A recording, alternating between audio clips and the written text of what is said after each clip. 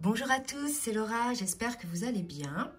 Je vais vous faire une capsule un peu particulière aujourd'hui qui va s'intituler « Êtes-vous dans une relation flamme jumelle ou bien dans une relation toxique avec une personne que l'on peut nommer pervers narcissique ?» Et je vais donc là vous raconter mon vécu. Donc je fais cette capsule parce que beaucoup de personnes que j'ai en consultation, ou même lorsque je lis les commentaires sous les vidéos, pensent être dans une relation flamme jumelle alors qu'elles sont en réalité dans une relation toxique avec une personne à comportement pervers narcissique. Certaines de ces personnes d'ailleurs se sont fait confirmer leur lien de flamme jumelle par d'autres personnes alors qu'en définitive elles étaient dans une relation toxique. Donc soyez toujours à l'écoute de vos ressentis plus qu'à l'écoute de ce qu'on va vous dire finalement. Vous savez bien au fond de vous dans quelle relation vous êtes. D'ailleurs, si vous doutez entre les deux, c'est pas très sain. Quand on est dans une relation flamme jumelle, on ne doute pas qu'on est dans une relation de flamme jumelle. Là, on ne se dit pas je suis dans une relation toxique parce qu'on voit bien qu'en face de nous, la personne n'est pas mauvaise. D'accord? Donc, pour en revenir à la situation, je dis à comportement pervers narcissique. Car on n'est pas médecin pour poser un diagnostic pervers narcissique, et puis ce terme est abusivement utilisé, je trouve. Dès qu'une personne a un comportement X ou Y, ça y est, on va lui mettre l'étiquette pervers narcissique, parce qu'on peut avoir un comportement pervers envers quelqu'un et ne pas être pervers narcissique, comme on peut être narcissique sans être pervers narcissique. D'accord? Donc là, je ne vais pas me faire l'avocat du diable non plus. Il y a bien des personnes que l'on pourrait qualifier de pervers narcissiques, tout simplement par rapport à nos ressentis, puisqu'on sent bien que ce n'est pas juste, qu'il y a de la maltraitance là-dedans. Donc, il est important pour moi de faire cette capsule, parce que beaucoup pensent être donc avec leur flamme jumelle, alors qu'elles sont finalement avec une personne dite pervers narcissique. Donc, je vais lire un petit peu, bien évidemment, ce que j'ai préparé, ce que j'allais vous dire. Donc déjà, pour préciser, bien souvent, la grande majorité des flammes jumelles ont vécu avec une personne qualifiée de pervers narcissique ou une personne toxique avant la rencontre avec leur autre, avec leur flamme jumelle. Donc j'ai pu le remarquer dans les personnes que je suis, et ça a été mon cas également. Comme si finalement vous deviez en passer par là pour ne pas confondre entre les deux relations, car parfois sur le parcours flamme jumelle, comme je vous l'ai dit tout à l'heure, notre autre peut sembler avoir des comportements dits pervers ou narcissiques envers nous. Mais finalement, ce n'est pas le cas quand on y regarde de plus près.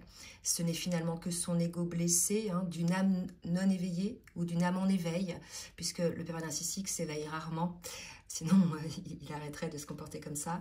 Donc c'est souvent leur ego d'une âme en éveil qui leur fait avoir des comportements dysfonctionnels, parce que c'est motivé par leur peur et leurs blessures. Et comme je vous disais, alors que le pervers narcissique, lui, n'est pas dans la spiritualité en général, il n'est pas dans l'éveil. Donc, je vais vous donner des exemples de situations qui peuvent vous alerter et vous faire comprendre que vous êtes dans une relation toxique. Et je ferai le parallèle dès que je peux avec le lien flamme jumelle. Donc, je vais vous parler là de mon vécu. Je vais encore parler un petit peu de moi. Et puis, je vais parler aussi des expériences des personnes que je suis. Donc, si vous avez des doutes sur la relation que vous vivez, n'hésitez pas à me contacter. Je peux vous aider à mettre des mots sur ce que vous vivez, car j'ai moi-même vécu 18 ans avec une personne pervers narcissique. Donc ce diagnostic a été confirmé auprès d'un psychologue lorsque j'avais vraiment des doutes et que j'ai décrit ses modes de fonctionnement, etc. Cette personne-là m'a bien dit qu'elle était pervers narcissique. Donc j'avais bien analysé le spécimen, puisque de toute façon, lorsqu'on analyse leur comportement, finalement, ils ont toujours le même mode opératoire, ces personnes-là, d'accord? Donc, moi, j'ai mis 18 ans, bien sûr, à me réveiller, parce que finalement, ils y vont, ces personnes-là, elles y vont en mode crescendo dans la maltraitance, d'accord? Je vais vous expliquer un petit peu après comment elles font. Puis comme je vous l'ai dit, moi, je suis yin, donc j'ai fui la réalité, j'ai nié, je voulais surtout pas voir les choses. Quand bien même j'ai eu de lourds signaux au début de la relation, et même après, Peut-être qu'inconsciemment, je ne voulais pas perdre ce que j'avais construit. Hein. C'est tout à fait possible avec le recul. Mais bon, je me dis que c'est ainsi. C'était le choix de mon âme que de vivre ces épreuves pour apprendre hein, et pour grandir. Donc, je vais d'abord faire une brève description de ces personnes. Donc, bien sûr, ce n'est que ma vérité, hein, fondée sur mon vécu, hein, mais que j'ai pu aussi vérifier auprès d'un psy que j'ai rencontré, comme je vous l'ai dit tout à l'heure, pour comprendre dans quel type de relation j'étais avec cette personne. Et elle m'a bien dit que mon analyse était bonne, hein, comme je vous l'ai dit tout à l'heure. Donc ces personnes dites pervers narcissiques, finalement, sont des personnes dites aussi énergivores. Elles vous vident de votre énergie, de votre lumière, de votre substance pour s'en nourrir. D'accord? Quand vous êtes avec cette personne-là, qu'il y a un conflit, vous êtes vidé. Hein. Alors qu'avec votre flamme jumelle, bien au contraire, lorsque vous êtes avec votre autre, vous avez un échange d'énergie, vous êtes nourri de son énergie. Vous pouvez avoir des moments où vous êtes en baisse d'énergie, lorsqu'il y a eu un conflit, bien évidemment, mais ce n'est pas votre autre qui vous bouffe votre énergie. D'accord? Alors, bien sûr, je ne parle pas du cas où les flammes jumelles viennent au contact pour se nourrir de votre énergie. Ce n'est pas dans le but de vous vider de votre substance. Hein, c'est parce qu'ils en ont besoin. Mais ce n'est pas machiavélique comme comportement. D'accord? Donc, ces personnes pervers narcissiques, elles n'ont pas les ressources en elles toutes seules. Donc, c'est pour ça qu'elles ont besoin d'aller se nourrir de l'énergie des autres. Alors, comment elles opèrent, ces personnes? Ben, déjà, elles se plaignent tout le temps. D'accord? C'est des personnes qui aiment bien se mettre en avant, qui aiment bien parler de leur profession, de leur réussite. Moi, je. Voilà. Donner une image de réussite à l'extérieur. Ils aiment aussi donner une image de quelqu'un de bienveillant. Donc, je reviens sur le début. Donc, elles se plaignent après aussi tout le temps. C'est toujours de la faute des autres, finalement, si elles ont des problèmes. Elles ne se remettent pas en question, hein, même si elles le disent, hein, qu'elles vont le faire. Ça, c'est de la poudre aux yeux. Hein. C'est pour de nouveau accaparer votre attention et vous maintenir dans leur filet. D'accord? C'est pour vous maintenir votre attention, en fait. Hein. Donc, c'est toujours de la faute aussi des autres, si professionnellement, ces personnes ont des difficultés. Elles aiment bien se victimiser. Hein. Elles ne se remettent pas en question, hein, parce que finalement, elles se sentent toutes puissantes. Hein, c'est ça, le narcissisme. Et elles se sentent aussi légitimes à se comporter ainsi. Elles ne vous demandent pas votre avis. Si vous avez envie d'entendre leur plainte ou pas, elles vous l'imposent en fait. Hein, d'accord? Donc ça, c'est en général. Dans le couple, comment cela peut se passer? Comment cela peut se passer? Donc là encore, je vais parler de mon expérience. Il y a une image qui est très parlante, c'est l'image de la toile d'araignée. Hein, en fait, cette personne-là va tisser une toile d'araignée de manière très méthodique. Alors au début, ils vont se montrer sous une image parfaite. Hein, donc ça va être soit des princes charmants ou des princesses charmantes, hein, parce qu'il y a aussi des femmes pervers narcissiques. Elles vont donner une image d'une personne aimante, tout simplement pour vous rendre accro, hein, pour vous prendre dans leur toile. Et lorsque c'est fait, et bien là, c'est le début du massacre psychologique à votre égard. Donc, bien évidemment, ça va venir crescendo. Au début, ça va être une fois par an. Après, ça va être 2 fois par an. Après, ça va être une fois tous les 2 mois où il va y avoir des crises. Puis, petit à petit, ça va se rapprocher pour être le cas sur plusieurs fois dans la semaine. D'accord? Donc, ils y vont vraiment crescendo. Et comme je vous le disais, malgré tout, ils parviennent à donner à l'extérieur une image d'eux très positive, puisque ce sont des gens en général très intelligents, qui réussissent souvent matériellement, professionnellement, d'accord? Si bien que lorsque nous, victimes, on tente de parler de ce que l'on vit chez soi avec cette personne maltraitante auprès d'une personne extérieure, on ne nous croit pas en fait. Les gens disent non mais c'est pas possible, ce que tu nous dis c'est pas du tout comme on le voit, etc. D'accord? Même ma propre mère ne m'a pas cru. Vous voyez? Il a fallu que je tombe malade, j'ai eu un cancer du sein, pour qu'enfin elle se dise qu'il se passait quelque chose d'anormal. D'accord? Donc moi, étant une personne extrasensible, bien évidemment, j'ai développé une maladie. D'accord? Donc, ce qu'il faut comprendre, c'est que ces personnes n'ont pas de sentiment pour l'autre. En fait, ils n'aiment que. Ce qu'ils veulent, c'est se servir de nous pour se nourrir de notre énergie. Hein. Ils vont donc commencer, souvent ça commence comme ça, alors ils vont dénigrer notre famille, notre frère, notre soeur, nos parents, après ils vont dénigrer nos amis, après ils vont dénigrer notre profession, notre travail, notre salaire, ça peut même aller jusqu'au niveau d'études, bref. Ils peuvent même vous humilier devant vos enfants, hein, mais bien évidemment pas à l'extérieur de la maison, sinon ils seraient démasqués. Ils vous traitent bien évidemment devant vos enfants de tous les noms. Bref, vous êtes une merde, d'accord? En tout cas, il vous fait vous sentir une merde. Mais une merde que malgré tout, il n'arrive pas à quitter parce qu'il se nourrit de sa substance. Effectivement, je vous ai dit tout à l'heure, hein, il se nourrit de votre énergie. Donc, il n'arrive pas, si vous voulez, à vous quitter, d'accord? Ils arrivent, mais par contre, ce à quoi ils parviennent, c'est de mettre le doute dans votre tête sur ce que vous êtes vraiment, hein, au point où parfois vous pouvez penser que c'est de votre faute, que vous êtes une mauvaise personne, que voilà, vous savez plus où vous en êtes en fait. On est dans un flou total et c'est ça qu'ils cherchent en fait ces personnes-là, c'est de vous mettre dans une phase de flou total pour pouvoir mieux vous dominer après. Vous voyez? Par exemple, pour ces personnes, ça peut être de notre faute si notre couple ne fonctionne pas. Hein. C'est parce qu'on n'est pas soit assez ceci, soit assez cela. D'accord? Vous sentez bien souvent dans une impasse. Il n'y a pas de solution en fait pour vous. Hein. Et comme vous êtes affaibli par ces attaques, vous ne savez plus comment faire pour vous en sortir en fait. Vous vous sentez seul au monde. Donc comme je disais, vous vous sentez seul au monde. Parfois, on peut même avoir l'envie de se suicider, d'accord? Parce qu'on est tellement paumé, on vit une telle souffrance, un tel inconfort, on se sent pris au piège, vous avez l'impression que vous n'allez pas pouvoir vous en sortir. En fait, moi, ça a été mon cas, d'accord?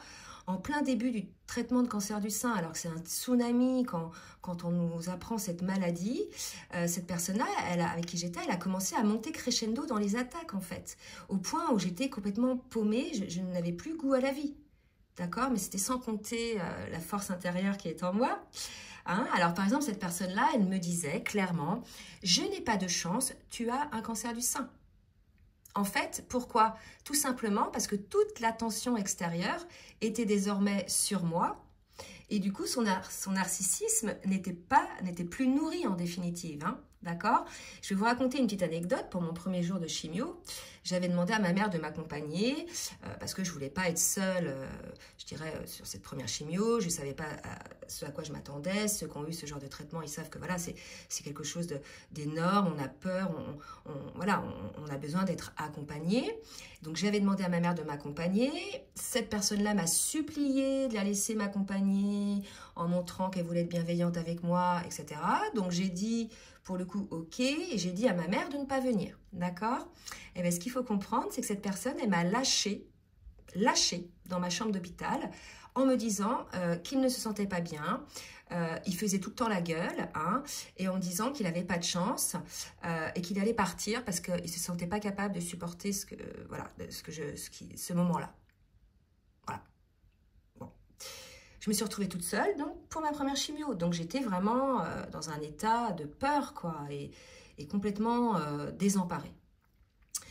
Alors, bien évidemment, comme beaucoup de personnes qui vivent dans ce genre de relation, j'ai eu la panoplie totale du dénigrement, du rejet, de l'humiliation, de la maltraitance morale, parfois physique, et j'en passe, hein, en dehors de la maladie, d'accord? Donc voilà un peu le genre de comportement que peut avoir un pervers narcissique. Il savait très bien, là, qu'il n'allait pas m'accompagner à ma chimio, mais en fait, il m'a demandé de conduire ma mère.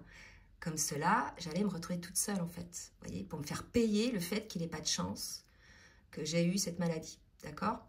Donc, j'ai pas été soutenue, finalement, dans cette épreuve par la personne avec qui j'étais en couple et qui était supposée, donc, à me soutenir, en fait, hein, avec qui j'avais construit ma vie, vous vous rendez compte? Donc, malgré tout, je peux remercier la source, car j'ai été soutenue, mais par une énergie incroyable. Mes guides m'ont soutenue, j'ai vécu des moments mais hyper forts spirituels et même mystiques que je ne peux pas vous raconter là tellement c'était dingue. On peut dire que j'ai goûté à la grâce de Dieu, à sa lumière. Et puis si, je vais vous raconter, donc je vais ouvrir une petite parenthèse. En fait, à l'annonce de la maladie, si vous voulez, j'ai imploré Dieu de me guérir. Déjà à l'époque, mes enfants étaient petits et vraiment c'était une question de survie pour moi. C'était vraiment, j'étais anéantie. Et à un moment donné, j'ai senti une énergie de dingue. j'ai été touchée par la grâce de Dieu. C'est-à-dire que je me suis retrouvée dans un tube de lumière. Et là, je me suis sentie, j'en ai la chair de poule quand je vous le dis, comme un bébé dans les bras de sa maman. Et là, j'ai su que j'allais guérir, en fait. Vous voyez? Donc, quand je vous dis que la prière fonctionne, allez-y, quoi. Hein, mais pas la prière, je voudrais ceci, je voudrais cela. Il faut qu'elle vienne du bide, en fait. Vous voyez? Il faut que, comme si votre vie en dépendait. D'accord? Et alors là, franchement, je leur ai dit, je répandrai la parole, je répandrai la parole de Dieu, notre Dieu à tous. Hein. Je ne parle pas de religion, là. D'accord? Hein, comme quoi Dieu est là pour nous soutenir et j'ai promis, hein, je me suis même engagée à être un de leurs petits soldats sur terre pour pouvoir répandre cette lumière et voilà, c'est ma mission hein, de vie, donc c'est ce que j'essaie de faire du mieux que je peux. Voilà, donc tout ça pour vous dire que vous n'êtes jamais seul hein, et à qui c'est demandé de l'aide, on vous l'envoie, d'accord? D'ailleurs, par la suite, c'est là que je me suis réveillée. J'ai eu mon réveil. Hein. Tous mes dons qui étaient enfouis pendant l'enfance se sont réveillés. Tous ces dons qu'on me disait, mais tais-toi, que ce soit à la maison ou en famille ou à l'école, ça dérangeait, d'accord? Donc tout ce qui est clairvoyance, clairaudience, etc. Donc là, tout s'est réveillé. Bref, là je m'égare, je vais revenir au sujet principal.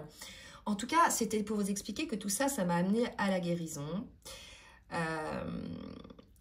Et que même les personnes autour de moi étaient étonnées de mon énergie incroyable que j'avais pendant ces 6 mois de chimio. D'accord? Donc voilà, j'ai eu grâce à Dieu pendant ce parcours de soins une énergie incroyable, un éveil incroyable qui m'a permis de parvenir à la guérison physique et spirituelle. Du coup, il ne me restait plus par la suite qu'à guérir mon âme, hein, ce que j'ai fait et ce que je fais encore grâce à mon parcours de flamme jumelle. Donc je reviens au sujet.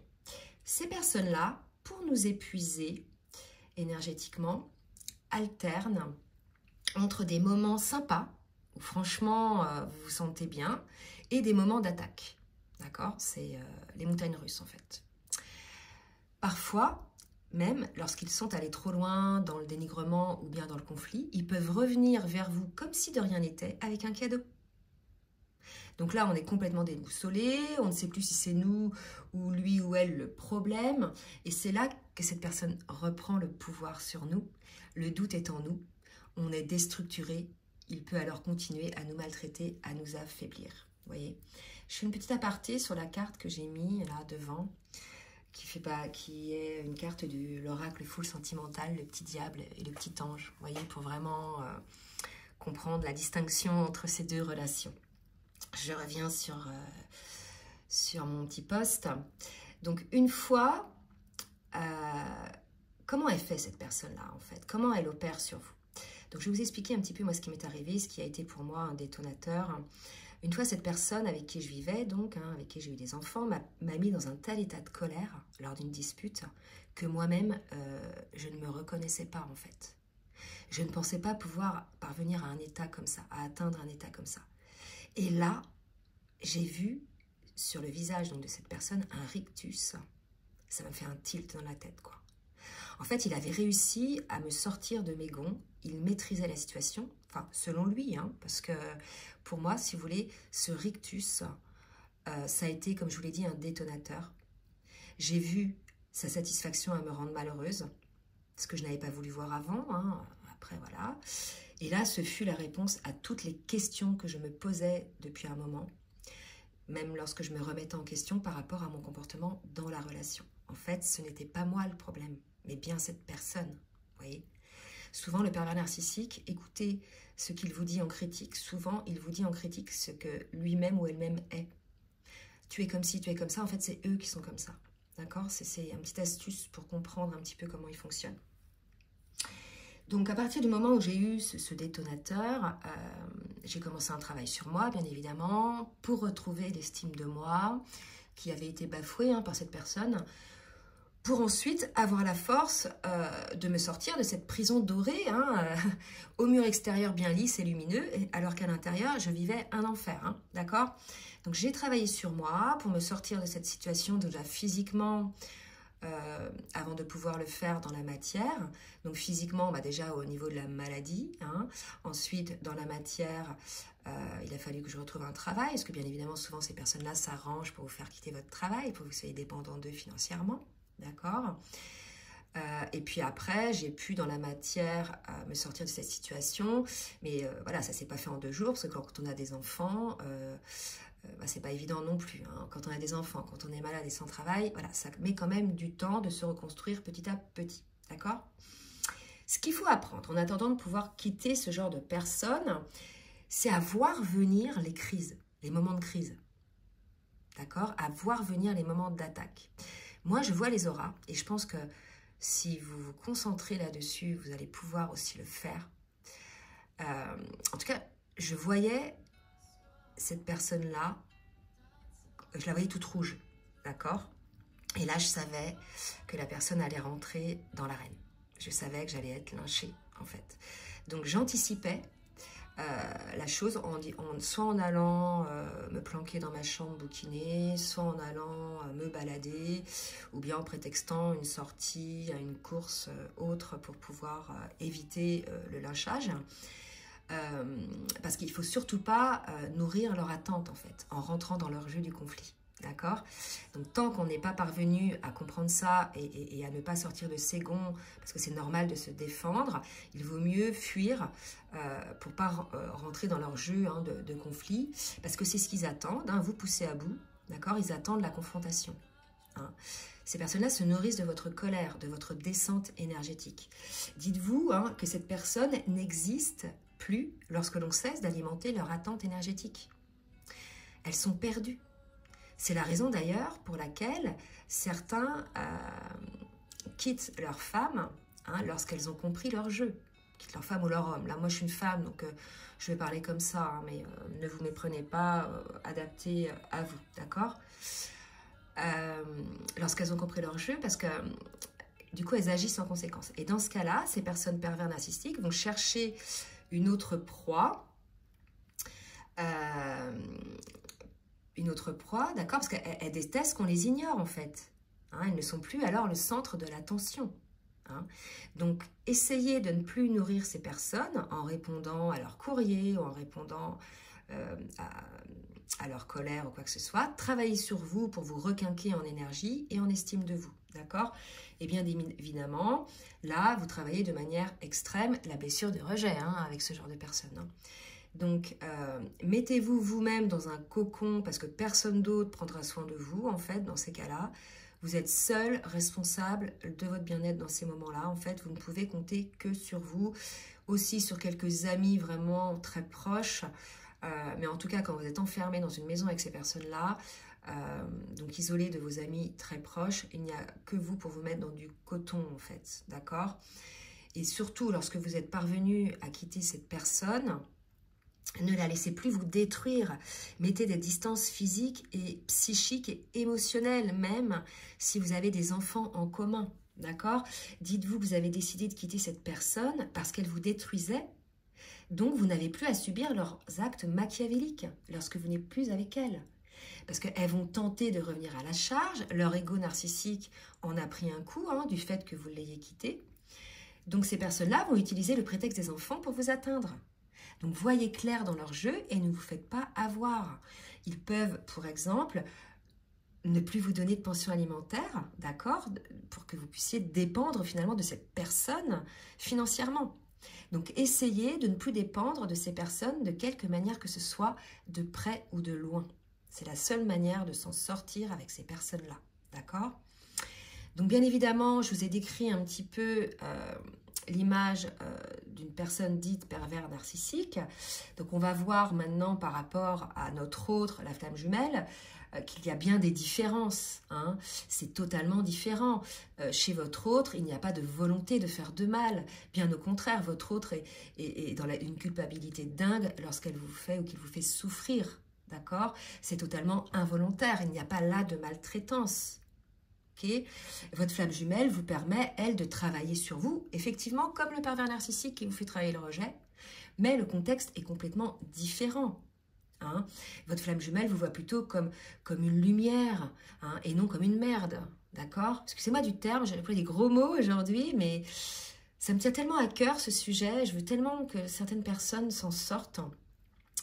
Donc, votre flamme jumelle, elle ne se sent pas toute puissante, hein, qu'elle soit un homme ou une femme. Bien au contraire, souvent, cette personne-là a tellement de blessures en elle, a tellement de peur, qu'elle ne se sent pas à la hauteur. D'accord? Et c'est ça qui bloque cette personne, qui la fige dans des doutes et dans des limites. D'accord? L'amour que vous ressentez pour votre flamme jumelle est inconditionnel. Pas avec un pervers narcissique. Ou alors, vous n'avez pas encore ouvert les yeux et ça viendra. D'accord? Vous sentez bien que votre autre vous aime. Vous sentez bien que votre autre ne souhaite pas vous faire souffrir. D'accord? Quand vous êtes en parcours de flamme jumelle. Donc, voilà un petit peu ce que je voulais vous dire sur la comparaison entre ces deux relations. Donc, rassurez-vous, pour ceux qui sont dans une relation toxique, comme dit le dicton, ce qui ne tue pas rend plus fort. Alors, courage hein, à celles et à ceux qui vivent dans ce genre de relation toxique. Et j'espère que cette capsule va vous aider. Et si vous souhaitez un rendez-vous pour que je puisse vous accompagner donc, dans cette épreuve que vous vivez, n'hésitez pas à m'écrire un mail. Je vous laisse donc mon mail dans la barre de description, en bas de la vidéo. N'hésitez pas non plus à liker et à partager vos expériences hein, dans les commentaires. Mais là, je mettrai un petit bémol pour ne pas faire chuter les énergies.